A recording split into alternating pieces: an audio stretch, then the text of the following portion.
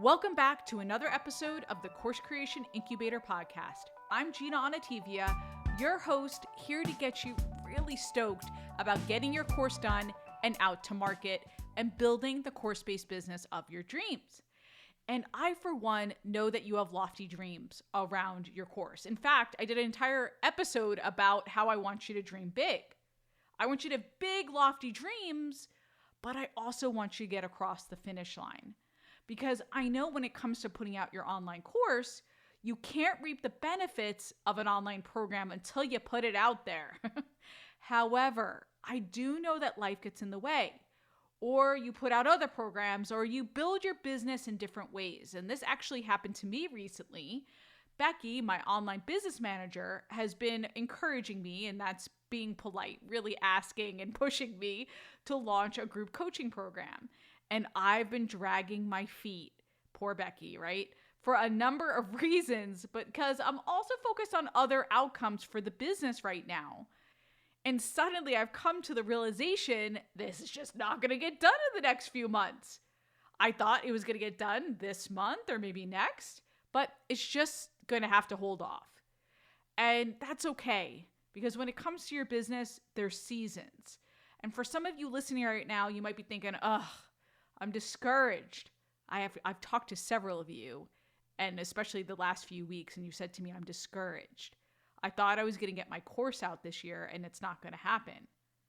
Well, just because it isn't the year doesn't mean it can't happen very early next year or in the next few months. So I want to talk in this episode, I'm calling it the now what. Because maybe you had lofty dreams, and maybe they were a little too lofty, like me in that group coaching program. The deadline didn't match the vision.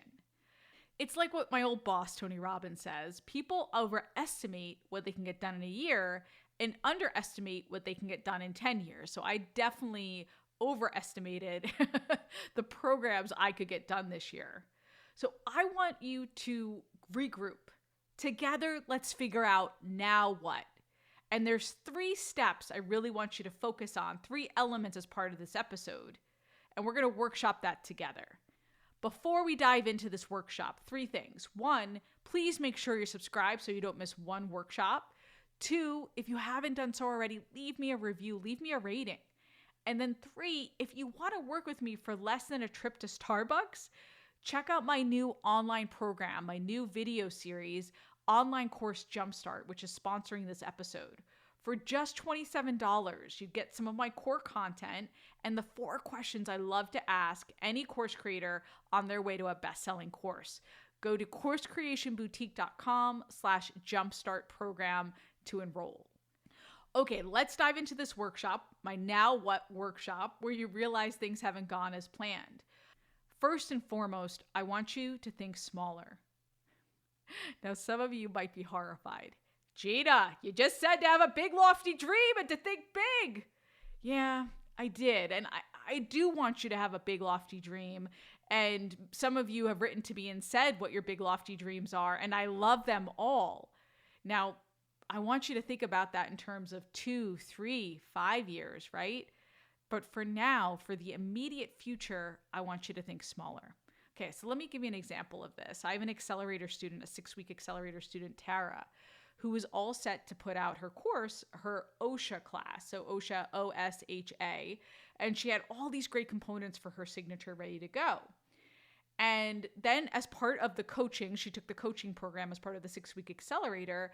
And she says to me, you know what? I've got all the pieces in place, but I want to feel complete at the end of the 6 weeks. I want to make sure I'm launching something, because she still had other pieces to go in terms of her signature. She says, I'm going to put out a smaller course that is a piece of that bigger course so I can get it done. Then I'm going to sell them into the bigger course. So now, instead of Tara putting out that, $800 course, for example, she's going to put out a $197. She knows she has a material, she can get it done immediately, and then she has that dream of the bigger course.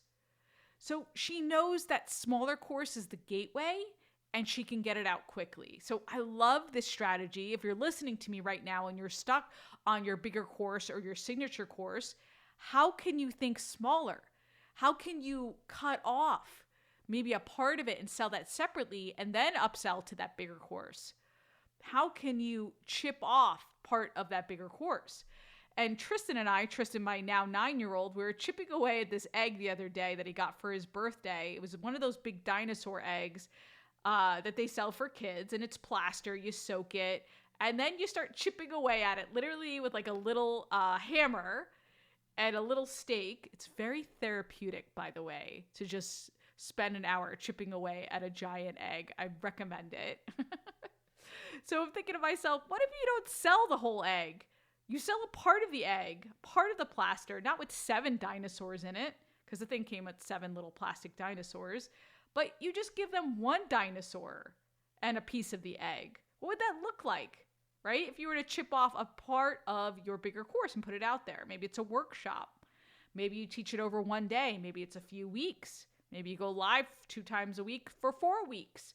Whatever it looks like. What would that look like if you started small and then got bigger? So I don't want you to think small or go small. I just want you to start small and then grow from there like Tara's doing. I think it's a great strategy. Okay, second step for our Now What workshop is where might you need to simplify?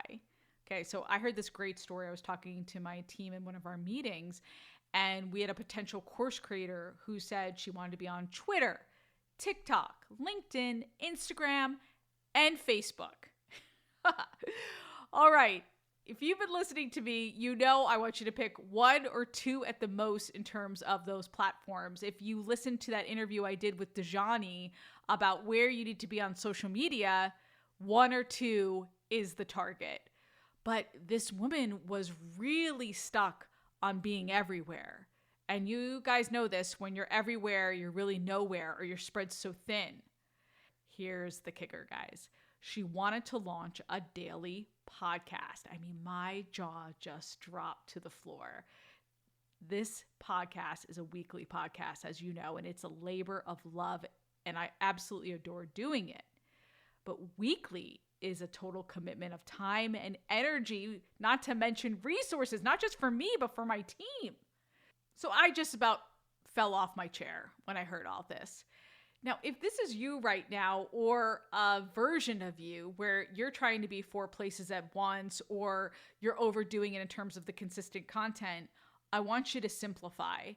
Maybe you start out with content twice a month and you build from there. I've got a few clients starting twice a month in terms of a podcast or a video series, and then building up their cadence. I think that's great. Start small, going back to step 1, right? And then building from there. It's so easy to get distracted as an online business owner, and it's easy to see what other businesses are doing and think, well, I should do that too. And that's where you get off course.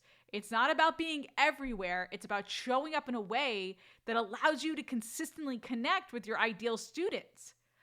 Also, I want you spending most of your time serving your students, so you have limited time for content creation. And yes, content is very important. I talk about that all the time, but it's not your whole business, and you need to simplify and make choices that support your business outcomes. And also, I know how fun it is to create content sometimes. And then maybe it's less fun sometimes to do the marketing, right? All you want to do is produce the content. But in order to have a business, you need to market that content. You need to put offers out there. So it's just one piece of your overall business, and I want you to keep that in mind. So if you had dreams of conquering like 3 different platforms, simplify. Okay, cut it down. Think about, where do you really need to show up? Where do your people want you to show up? All right. Third and final step for this episode is, if you're not going to get that course out there or that workshop out there, how can you build your audience and nurture them so that they're ready to buy the instant that you put your program out to the world? So I want you building and nurturing your audience right now so they're ready to go. If you listen to Kelly Hillcove talk about how she got her mindful yoga class for nurses, how she got it ready. This was back in 114, it's literally 2 episodes ago. You heard her talk about how she nurtured her audience, and when she was finally ready to launch, they were ready to buy. She had spent all this time loving on them and nurturing them and getting them ready for the sale. So what do you need to be focusing on to build up that audience and to nurture them? Do you have the right lead magnet in place? Is it still working for you if you've been running that lead magnet for a while? Is it still getting you results? I want you to measure. You can't manage what you don't measure, okay? Are you emailing them on the regular? Are you sharing value with them? And if you're not, and trust me, I talk to accelerator students all the time who said, Gina, I built up this list and then I ghosted them.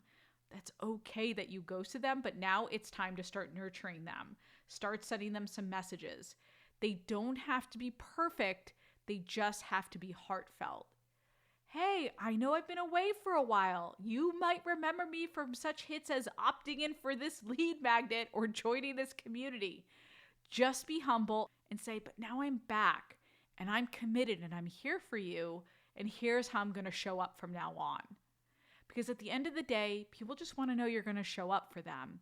Think about the groups or teams that have caught fire for you. It's because people chose to show up and commit.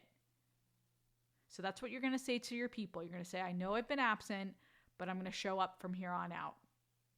When I launched this podcast a few years ago, I made a commitment to myself and my team that I'm going to show up every week, whatever's going on.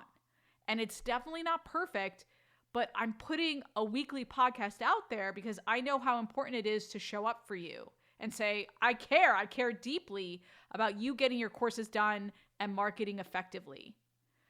So I want you to figure that out. And instead of saying, now what? I want you to say, okay, Gina, I'm ready to move and take action and get it done. Because it's okay to say I'm taking a step back and now I'm moving forward.